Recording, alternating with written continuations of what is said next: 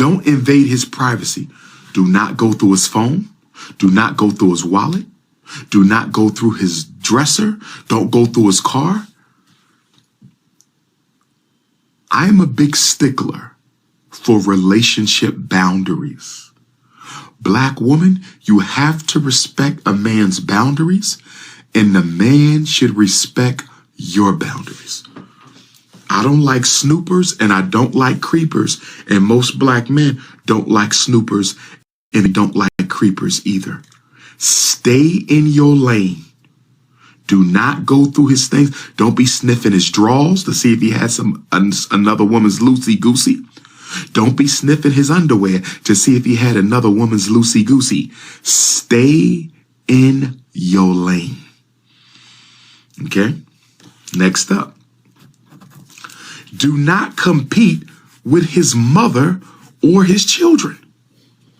I have seen women try to compete with a man's mother and his daughter. You can't compete with them. That's his mother. He only gets one. Those are his children. One of the quickest ways to get kicked out of a man's life is to try to compete with his mother. Of course, it goes both ways. It goes both ways. But I'm talking to women right now. Don't compete with his mother. Don't compete with his children. It's not your place. If you think he got a dysfunctional relationship with the mother, if you think he's disrespecting you for the mother, if it's a non-negotiable, tell him it needs to be corrected. And if he doesn't correct it, step off. Leaving is an option. Y'all do know that. Because sometimes I think black women forget leaving the relationship is an option. So if you think that his daughter is running his life and that the daughter is being disrespectful to you and he don't want to check the daughter, then maybe it's time for you to check out the relationship. If the mother is being disrespectful to you and he don't want to check his mom, then maybe it's time for you to check out the relationship.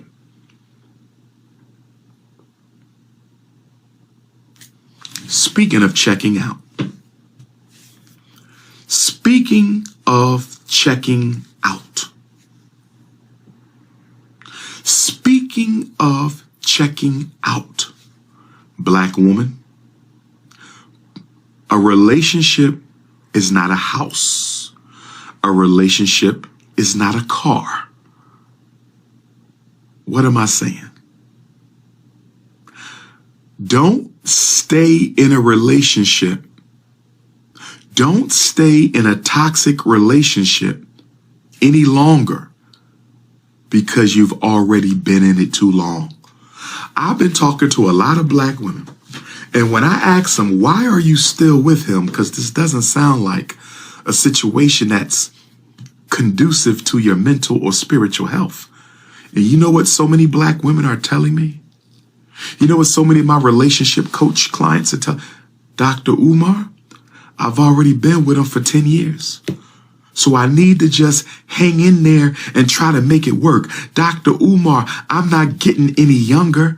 I'm 50 years old. I'm not getting no younger. I done already gave him 20 years. I've been with him from 30 to 50. Who gonna want me? I'm just gonna hang in here.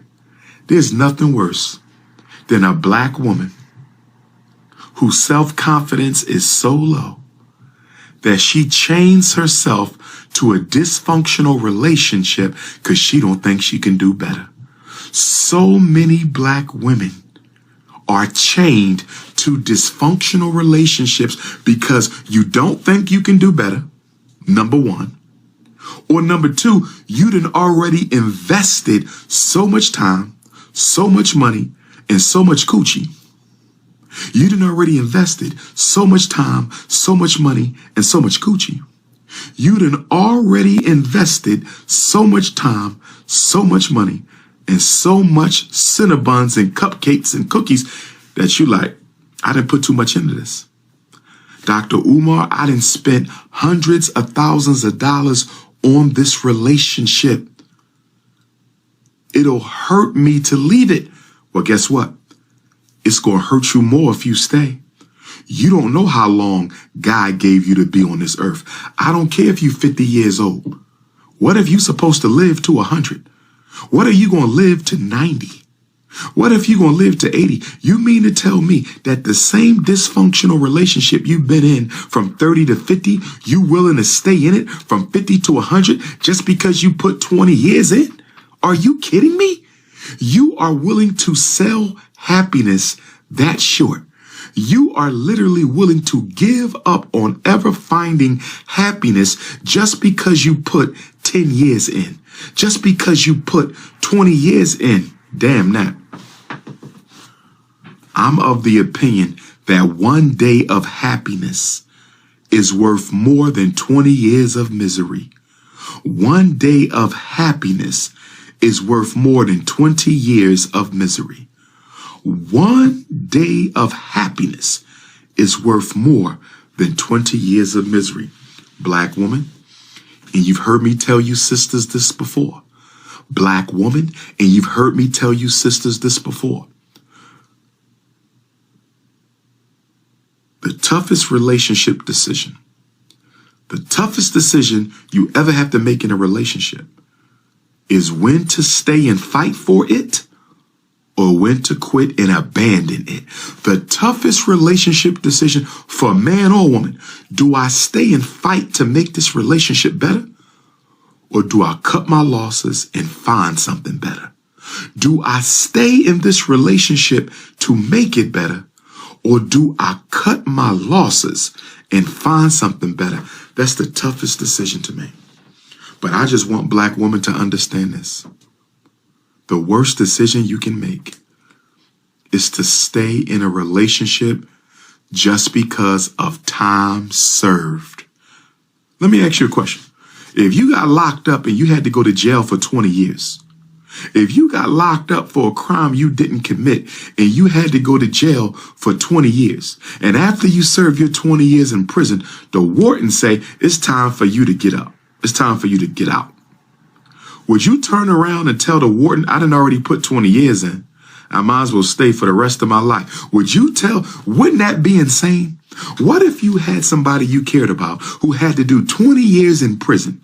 And when the 20 years came up for them to get out, they told the prison they done already put 20 years. I might as well stay in jail the rest of my life. That sounds ridiculous, doesn't it? It's ridiculous. But that's what a lot of black women do in relationships. A lot of black women feel if I put 20 years in, I might as well stay for the rest of my life. It's the worst decision she can make. But a lot of black women have chained themselves to dysfunctional relationships for the rest of their life. You better be careful.